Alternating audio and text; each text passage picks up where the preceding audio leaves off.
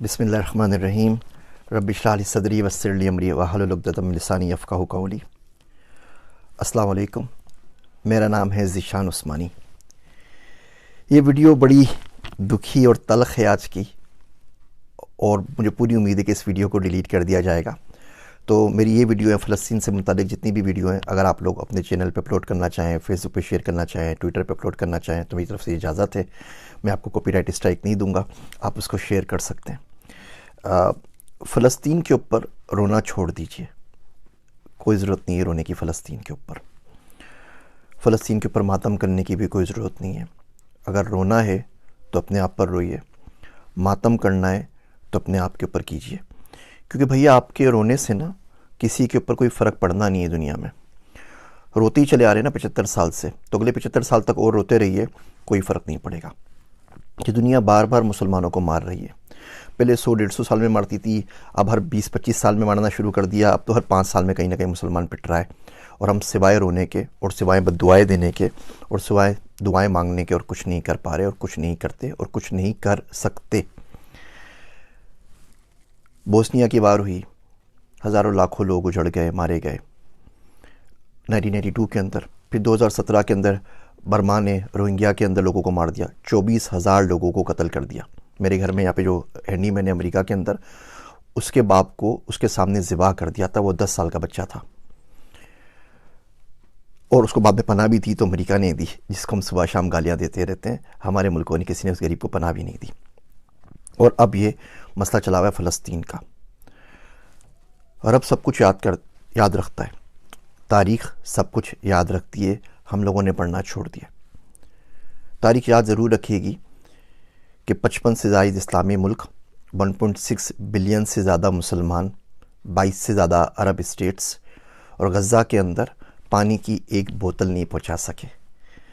जब तक बड़े साहब परमिशन ना दें, तब तक इजिप्ट अपनी बॉर्डर भी नहीं खोलता एड्स के लिए।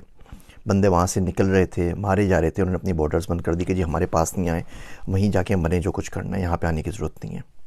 सिवाय बातों के, सिवाय लफ्फ़ाज़ी के हमें क्या मिला? लीबिया से क्या मिला? जॉर्डन से क्या मिला? कतर से क्या मिला? सऊदी अरब से क्या मिला? किसी से कुछ नहीं मिला। बोलने की हिम्मत नहीं है हम लोगों के अंदर। आप CNN के ऊपर चले जाइए, जितने इनके एक्स आर्मी चीफ हैं, जितने इनके डिफेंस एनालिस्ट हैं, सबके सब अपनी कहानियाँ गढ़ रहे हैं कि वार यूँ करनी चाहिए, ग्राउंड इन्वेजन ऐसे करना चाहिए, यूँ करेंगे तो इसराइल को नुकसान हो जाएगा, यूँ करेंगे तो फ़ायदा हो जाएगा। सबके सब आके अपने तबसरे कर रहे हैं। पाकिस्तान में आप बताइए ना, किसका आपने बयान सुना है? कोई एक्स चीफ हो जिनका आपने बयान सुना हो, कोई एक्स प्राइम मिनिस्टर हो जिनका बयान सुना हो, कोई एक्स प्रेसिडेंट हो जिनका बयान सुना हो, कोई डिफेंस एनालिस्ट हो जिनका बयान सुना हो? ये सारे के सारे कहाँ चले गए? इस्लामिक फ़ोर्स बनाई थी ना पूरी की पूरी, जिसको हम लोग चेयर कर रहे थे, वो किधर गए इस्लामिक फ़ोर्स? उनका कोई बयान सुना है आपने आज तक?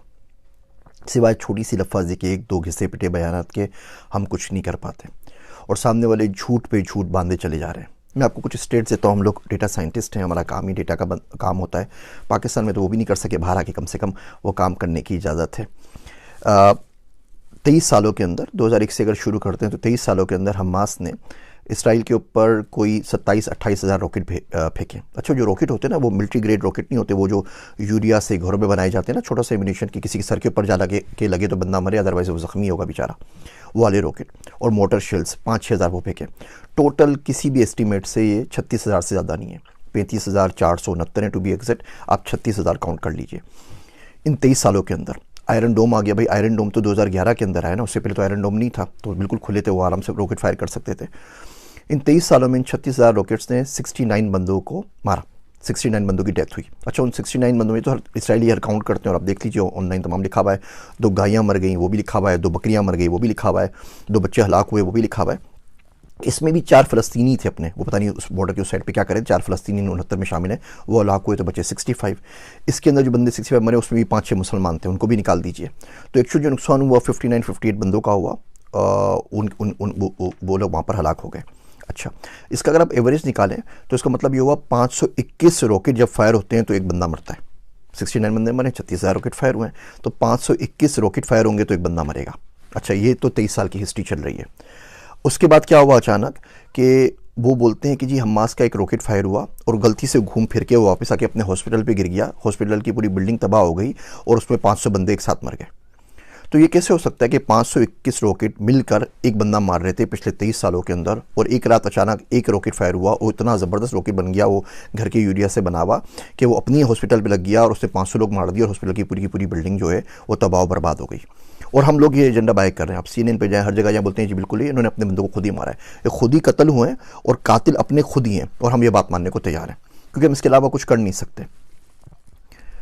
और ये बर्बरियत जो है ये चली जा रही है और हम सिवाय बद्दुआएं मांगने कुछ नहीं कर रहे। दो तरह के पाकिस्तान में लोग हो गए। एक वो लोग हैं जो झोलियाँ भर भर के बद्दुआएं दे रहे हैं।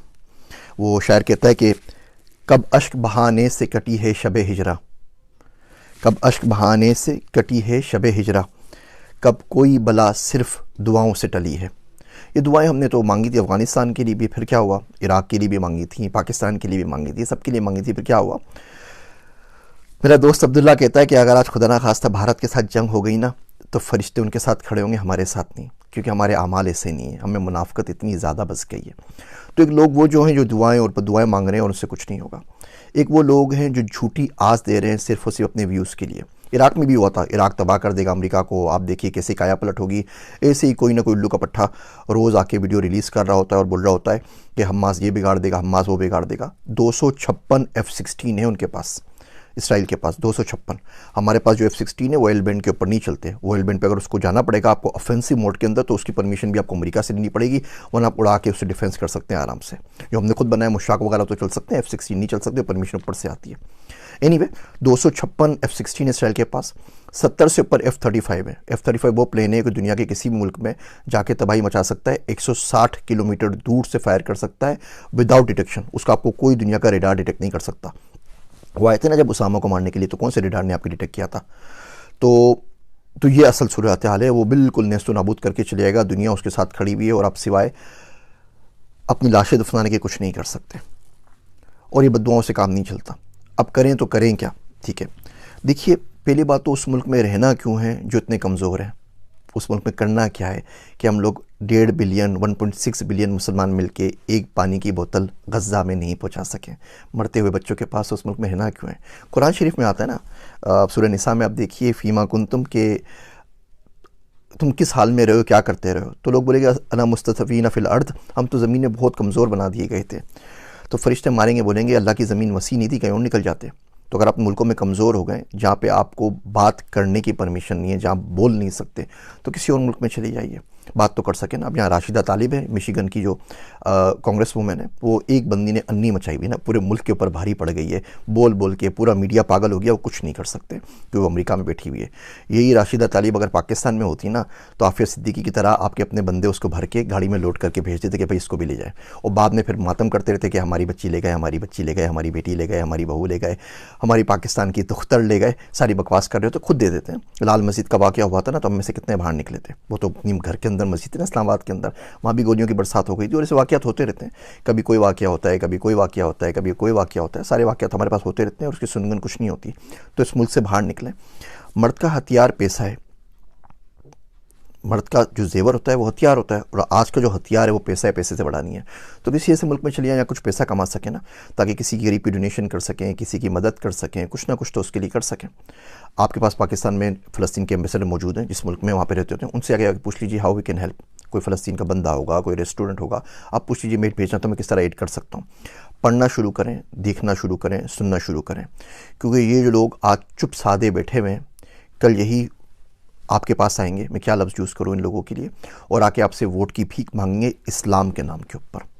कौन सा इस्लाम है भैया और कहाँ का इस्लाम है। पैसा एक दीन बचा है, IMF खुदा है दुनिया का, हम उसको फॉलो कर रहे होते हैं। ये मुनाफिकत की बातें बिल्कुल भी नहीं करनी चाहिए। मुल्क से बाहर आइए, पढ़िए, पढ़ने से रिस्क कमाइए, पैसा हासिल कीजिए, रिसोर्सेज हासिल कीजिए। ये राशिद तालिब एक है ना, अगर ये 100 होती ना अमेरिका के अंदर तो आज ये सूरत हाल नहीं होती। हम अपने बच्चों को क्यों नहीं भेजते हुकूमतों के अंदर, हम अपने बच्चों को इलेक्शन क्यों नहीं लड़ाते उन पावरफुल मुल्कों के अंदर जिनकी कहने से कुछ हो जाता है। हम अपने बच्चों को वो तमाम चीज़ें, नई चीज़ें, टेक्नोलॉजी क्यों नहीं सिखाते। पाकिस्तान का मैं आपको हाल बताऊँ, तलमूद इसराइल की किताब है। मैंने किसी ज़माने के अंदर वो इसराइली ज़ुबान सीखने की बड़ी कोशिश की थी, कुछ किताबें वगैरह मंगवाई थी, तो एक्सपीरियंस हुआ। तो पता चला कि तलमूद जो इसराइलियों की जो मजहबी किताबें मुझे पढ़ने का शौक़ था, पाकिस्तान मंगवाई जाए, वो अरबी के अंदर शायर हुई थी कतर से। वो किताबें मंगवाई, कुछ और किताबें मंगवाई, वो चित्तर पार्क में मुफ्ती सईद साहब की लाइब्रेरी है, वहाँ पे मौजूद है, आप लोग जाके पढ़ सकते हैं।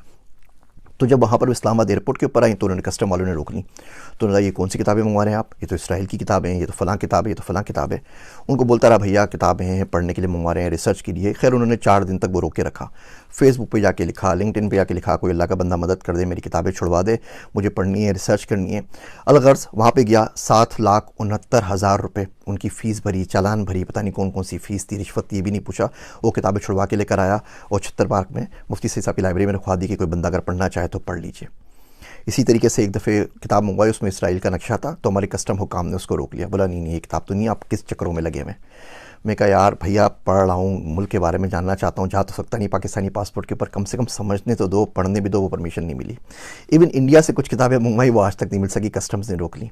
या अमेरिका में मिल जाती। ये देखिए ये नक्शा लगा हुआ है इंडिया का, ये पुराना नक्शा लगा हुआ है। मैं जा रहा था कि किस तरीके से इंडिया को पढ़ूँ, इंडिया का मुझे बड़ा शौक़ है और बड़ी ख्वाहिश है जाके विज़िट भी करूँ। वहाँ से इन्विटेशंस भी आए हुए हैं टॉक के लिए और बातचीत करने के लिए। उनके बोर्ड ने रब्ता भी किया था कि आप हमारे बच्चों के लिए 5वीं क्लास की बुक लिख दीजिए। मैं कहा भैया लिख तो दूंगा AI के ऊपर बुक, लेकिन उसके बाद पाकिस्तान नहीं जा सकूँगा, मार डालेंगे, तो बहुत बहुत माजरत। तो ये नक्शा पाकिस्तान नहीं आ सका। बहुत कोशिश की, बहुत ट्राई की कि आ जाए। कस्टम ने बोला कि आप किन चक्करों में लगे हुए भैया, पागल हैं क्या, उठाए जाएंगे, क्या कर रहे हैं। तो हम लोगों ने पढ़ना नहीं है। इसराइल 5.6% अपने बजट का, GDP का रिसर्च पे खर्च करता है, दुनिया में सबसे ज़्यादा खर्च करता है। हम पाकिस्तान में 0.01% भी खर्च नहीं करते। कोई कदर हमारी है नहीं वहाँ पर। तो जिस मुल्क में आप रिसर्च नहीं कर सकें, जिस मुल्क में आप बोल नहीं सकें, कुछ कर नहीं सकें, उसमें करना क्या है। इन वीडियोस के बाद फेसबुक भाई साहब ने मेरे बैन कर दिया है, पेज डिलीशन के लिए मार्क कर दिया है। वो कह रहे हैं 30 दिन में डिलीट कर देंगे, आपने हमारी पॉलिसी को वायलेट किया है। उन्होंने 8 अकाउंट भी बंद कर दिया है, तो उसकी वजह से हमारा गुफ्तगू भी सफ़र कर रहा है। अब बाकी चीज़ें भी जो 8 थे वो भी सफ़र कर रहे हैं। लिंक्डइन ने भी वार्निंग दे दी है। यूट्यूब भी पता नहीं कितने दिन बर्दाश्त करता है, उसके बाद ये भी बंद कर देगा। तो आप इसको शेयर करना चाहें तो मुझे कोई एतराज़ नहीं है, मैं आपको कॉपीराइट स्ट्राइक नहीं दूंगा। लेकिन भैया ये अलमिया है। अब आप बताइए इसमें आपके और मेरे रोने से क्या हो जाएगा। हाँ, रो के दुआ मांगे, उससे इंशाल्लाह ताला अल्लाह हो सकता है कोई सबील करे और आपके दिल में डाल दे कि इंसान का बच्चा कैसे बनना है और दुनिया के अंदर पावर कैसे हासिल करनी है, दुनिया के अंदर रिसोर्सेज कैसे हासिल करनी है। वो पर्सनल फाइनेंस पे आपको मैं किस्तें बनाऊंगा तो आपको दिखाऊंगा कि आप गुर्बत को तोड़ के मिलियनेयर कम से कम बनने की कोशिश कैसे कर सकते हैं। वादा तो नहीं, लेकिन कोशिश कैसे कर सकते हैं। भैया पढ़ना शुरू करें, लोगों को देखना शुरू करें, कौन क्या बोल रहा है और क्या नहीं बोल रहा, और इसको याद रखिए।